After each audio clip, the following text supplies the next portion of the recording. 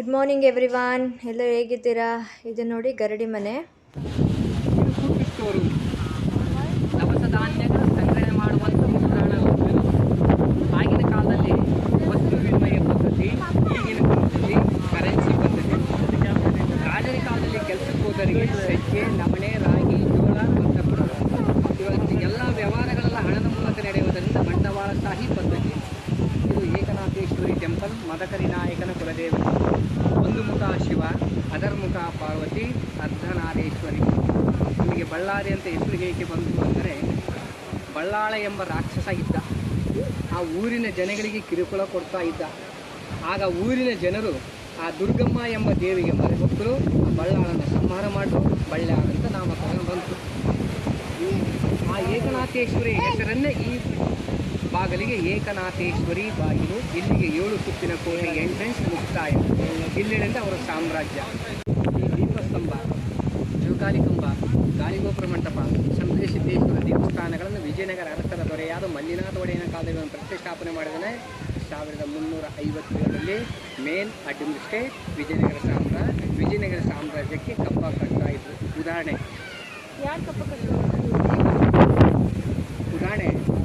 ಉತ್ತರ ಪ್ರದೇಶದ ಪ್ರಭಕರ ಮಗನಾದ ಹರ್ಷವರ್ಧನ ಅಂತ ಇರ್ತಾನೆ. ಎಲ್ಲ ಪ್ರಾಂತ್ಯಗಳನ್ನು ಹೆಮ್ಮೆಯಿಂದ ಇರ್ತಾನೆ, ನಾನೇ ಗೆದ್ದಿನಂತೆ. ಆಮೇಲೆ 2ನೇ ಪುಲಿಕೇಶಿ ಅವನ ಮೇಲೆ ಯುದ್ಧ ಮಾಡ್ತಾನೆ. ನರ್ಮದಾ ನದಿಯ ದಡದಲ್ಲಿ ನಿಂತು ಯುದ್ಧ ಮಾಡ್ತಾನೆ. ಅವನ್ನು ಸೋಲಿಸಿ ಶಿವರಾಜನಿಗೆ ಪಟ್ಟ ಕಟ್ಟಿ ಆಡಳಿತೆಲ್ಲ ಅವನು ನೋಡ್ಕೊಳ್ತಾನೆ. ಆಗಿನ ಕಾಲದಲ್ಲಿ ರಾಜರ ಆಳ್ವಿಕೆ, ಈಗಿನ ಕಾಲದಲ್ಲಿ ಮಂತ್ರಿಗಳ ಆಳ್ವಿಕೆ. ನಾಗರ ಫಿಲ್ಮ್ನಲ್ಲಿ ವಿಷ್ಣು ಸರ್ ಮತ್ತು ಅಶ್ವಥ್ ಸರ್ ಬೆಟ್ಟ ಹತ್ತಾರಲ್ಲ, ರಾಮಾಚಾರಿ ಮಿಸ್ಟರ್ ರಾಮಾಚಾರಿ ಫಿಲ್ಮ್ ಒಳಗಡೆ ಸಹ ವಿಷ್ಣು ಸ್ಟ್ಯಾಚ್ಯೂ ಹಾಕಿರ್ತಕ್ಕಂಥ ಆ ರೀತಿ ಸ್ಟ್ಯಾಚ್ಯೂ ಹಾಕಿರೋದು. ನೀವುಗಳು ಅದ್ರ ಮೇಲೆ ಹತ್ತಿಕೊಂಡು ಆ ಬುರುಜ್ ಮೇಲೆ ನಿಂತ್ಕೊಂಡ್ರೆ ಇಡೀ ದುರ್ಗ ಕಾಣಿಸುತ್ತೆ. ಆ ಬೆಟ್ಟದ ಹಿಂದ್ಗಡೆ ನಮ್ಮ ಪಾಳೆಗಾರ ವಾಸ ಮಾಡುವಂಥ ಮಣ್ಣಿನ ಮಳೆಗದೆ, ಅದನ್ನು ಅರಮನೆ ಆಫ್ ಸಂಕೀರ್ಣ, ಅರಮನೆ ಆಫ್ ಕಾಂಪ್ಲೆಕ್ಸ್ ಅಂತ ಕರೀತಾರೆ. ಈ ಕಟ್ಟಡ ಇದೆಯಲ್ಲ, ಈ ಕಟ್ಟಡದ ಪಕ್ಕದಲ್ಲಿ ಒಂದು ತುಪ್ಪದ ಕೊಳ ಇದೆ, 20 ಅಡಿ ಆಳ. ಯಾಕೆ ಈ ಕಟ್ಟಡ ಕಾಣಿಸ್ತದೆ? ತುಪ್ಪದ ಕೊಳ ಇದೆ, 20 ಅಡಿ ಆಳ. ಯಾಕೆ ತುಪ್ಪ ಸ್ಟೋರೇಜ್ ಮಾಡ್ತಾ ಇದ್ರು ಹಿಂದಿನ ಕಾಲದಲ್ಲಿ ಅಂದರೆ, ಹಿಂದಿನ ಕಾಲದಲ್ಲಿ ಗ್ರೀಸ್ ಇರಲಿಲ್ಲ.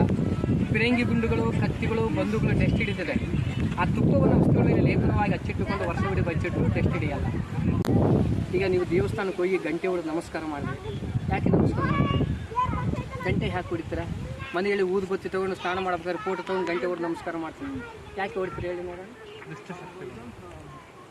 ನೀವು ಹೊರಗಡೆಯಿಂದ ದೇವಸ್ಥಾನ ಒಳಗಡೆ ಬರುವಾಗ ನಿಮ್ಮ ಮನಸ್ಸು ಚಂಚಲವಾಗಿ ಹೊರಟೋಗಿರುತ್ತೆ. ಒಂದು ಸರಿ ಗಂಟೆ ಹೊಡೆದರೆ ಓಂಕಾರ ಎಂಬ ಶಬ್ದ ಗಂಟೆನಾದಕ್ಕೆ ಬರುತ್ತೆ. ಆ ಗಂಟೆನಾದಕ್ಕೆ ನಮ್ಮ ಮನಸ್ಸು ಕಾನ್ಫಿಡೆನ್ಸ್ ಇರಲಿ, ಒಳ್ಳೆಯ ಶಕ್ತಿ, ಬುದ್ಧಿ, ನಯ ಕೊಡಲಿ. ಬಟ್ ನಾವೇನಕ್ಕೆ ಕೇಳ್ಕೊಳ್ತೀವಿ? ನಮ್ಮ ಫ್ಯಾಮಿಲಿ ಚೆನ್ನಾಗಿರಲಿ ಅಂತ ಕೇಳ್ಕೊಳ್ತೀವಿ. ಬಟ್ ನನ್ನಿಂದಾಗಲಿ ನಿಮ್ಮಿಂದಾಗಲಿ ಸರ್ವನೋ ಸುಖಿನೋ ಭವಂತು ಅಂತ ನಾವು ಕೇಳ್ಕೊಳ್ತೀವಿ. ಇನ್ನೊಂದು ಪ್ರಶ್ನೆ, ನೀವು ಹೊಳೆಗಳಿಗೆ ಬೆಕ್ಸ್ ಹಾಕ್ತೀರಿ, ಕ್ಯಾಟ್. ಬೆಕ್ಕು ಅಡ್ಡ ಬಂದರೆ ಅಪಶಕನ ಅಂತೀರಿ. ಇಲ್ಲಿ ನೆರೆ ಬಂತಂದ್ರೆ ಒಳ್ಳೇದಾಗುತ್ತೆ ಅಂತೀರಿ. ನೀವು ಮನೆಯೊಳಗೆ ನೆರಿಸಿ ಹಾಕ್ತಾರ, ಬೆಕ್ಸ್ ಹಾಕ್ತೀರಿ. ಬೆಕ್ಕು ಕಂಡ್ರೆ, ಬೆಕ್ಕಿನ ಕಂಡ್ರೆ ಅದು ಕೊಲ್ದಲ್ಲೇ ಬಿಡಲ್ಲ, ಅದು ಹುಟ್ಟು ಗುಣ.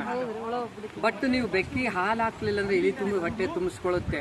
ಆದರೆ ನೆರಿ ಹಚ್ಕೊಂಡಾಗ ಸಾಕಿರುವಂಥ ಓನರ್ನೇ ಕೊಂದು ಮುಗಿಸುತ್ತೆ. ಅದಕ್ಕೆ ಮಿತ್ರತ್ವವನ್ನು ತಿಳ್ಕೊಂಡು ಶತ್ರುತ್ವವಾಗಿ ಕಾಡಿಗೆ ಬಿಡುತ್ತೇವೆ. ಶತ್ರುತ್ವವನ್ನು ತಿಳ್ಕೊಂಡು ಇದು ಮಿತ್ರತ್ವ ಮನೆ ಹೊಡೆಕೊಳ್ಳುವೆ. ಇದು ಕೊಲ್ಲುತ್ತೆ, ಇದು ಕೊಲ್ಲಲ್ಲ. ಇದು ಹಿಡಂಬೇಶ್ವರ ಟೆಂಪಲ್. ಹಿಡಂಬಿಕೆ ಬೆಟ್ಟದಲ್ಲಿ ವಾಸ ಮಾಡುವಂಥ 2 ರಾಕ್ಷಸಿಯರು. ಭೀಮನಿಗೂ ಹಿಡಂಬಕನಿಗೂ ವಾದ ನಡೆದುಬಿಟ್ಟು ಭೀಮನ ಹೇಟನ್ನು ತಿಂದು ಹಿಡಂಬಕ ಡೆತ್ ಆಗ್ತದೆ. ನಂತರ ಹಿಡಂಬಿಯನ್ನು ಭೀಮಸೇನ ಮದುವೆ ಮಾಡ್ಕೊಳ್ತಾರೆ. ಅವರಿಬ್ಬರು ಸೇರಿಕೊಂಡು ಆ ದೇವಸ್ಥಾನ ಪೂಜೆ ಮಾಡ್ತಾರೆ. ಅವರಿಬ್ಬರ ಹೆಸರು ಮೇರೆಗೆ ಆ ದೇವಾಲಯವೇ ಹಿಡಂಬೇಶ್ವರ ದೇವಾಲಯ. ಮೊದಲನೇ ದೇವಸ್ಥಾನ ಹುಲಿ, ಮನಾಲಿ, ಹಿಮಾಲಯ. 2ನೇ ದೇವಸ್ಥಾನ ಚಿತ್ರದುರ್ಗ. ನೋಡಿ, ಮದಕರಿ ನಾಯಕ ಸೈನಿಕ ಅದ ಮೇಲೆ ನಿಂತ್ಕೊಂಡು ಕಾಳೆ ಓದಿದರೆ ಇವನಿಗೆ, ಇವನು ಕಾಳೆ ಓದಿದರೆ ಅವನಿಗೆ, ಅವನಿಂದ ಇವನಿಗೆ. ಈ ಥರ 50 ವಾಚಿಂಗ್ ಟವರ್ಗಳಿದೆ. ಎತ್ತರವಾದ ಜಾಗದಲ್ಲಿ ನಿಂತುಕೊಂಡು ಶತ್ರು ಸೈನಿಕರನ್ನು ಕನ್ಫರ್ಮ್ ಮಾಡಿಕೊಳ್ಳೋದು. ಸಿಸ್ಟರ್ ಬಾಂಡ್ಸ್, ಕೊಳ. ಈ ಅಕ್ಕ ತಂಗಿಯರು ಯಾರು? ಮದಕರಿ ನಾಯಕನ ಹೆಂಡತಿಯರು, ಪದ್ಮಮ್ಮನಾಗತಿ ಅವ್ರ ಬಂಗಾರಮ್ಮನಾಗತಿ. 1765ರಲ್ಲಿ ಮದಕರಿ ನಾಯಕರು ಹೈದರಾಲಿ ಯುದ್ಧ ನಡೆದಾಗ ಸತಿ ಸಹಗಮನ ಪದ್ಧತಿ ಎಂಬ ಕಾಯ್ದೆ ಅನುಸರಿಸ್ತಾ ಇದೆ ಬ್ರಿಟಿಷ್ ಕಾಲದ್ದು. ಗಂಡ ಸತ್ತ ನಂತರ ಹೆಂಡತಿ ಚಿತೆಗಿರೋದು. ಬಂದ ಆ ಹೆಣ್ಣುಮಕ್ಕಳ ಮೇಲೆ ಹೇರಿದಾಗ ಹಕ್ಕ ಈ ವರ್ಷ ಕಾರ್ಯಕ್ರಮ ಅಕ್ಕ ತಂಗಿಯರ ಕೊಳ ಅಂತ ಬರ್ತದೆ. ಅಕ್ಕ ತಂಗಿಯರು ಗುದ್ದಾಡು ಒಂದಾಗ್ತಾರೆ, ಅಣ್ಣ ತಮ್ಮ ಗುದ್ದಾಡು ಒಂದಾಗಲ್ಲ. ಅವ್ರ ಕೊಳ ಹೆಸರು ಎಲ್ಲಿ ಹೆಸರು ಇಟ್ಟಿಲ್ಲ ನೋಡಿ. ಆಗಿನ ಕಾಲದಲ್ಲಿ ಇದು ಮಳೆ ನೀರಿನ ಕೊಯ್ಯಲು. 1 ವರ್ಷ ಮಳೆ ಬಂದರೆ 12 ವರ್ಷಗಳ ಕಾಲ ಮಳೆ ಬರಲಿದ್ರು ಜನಗಳಿಗೆ ಕುಡಿಲಿಕ್ಕೆ ನೀರಿನ ಸಮಸ್ಯೆ ಆಗಬಾರದೆಂಬ ಕಾರಣಾಂತರವಾಗಿ ಇದು ಮಳೆ ನೀರಿನ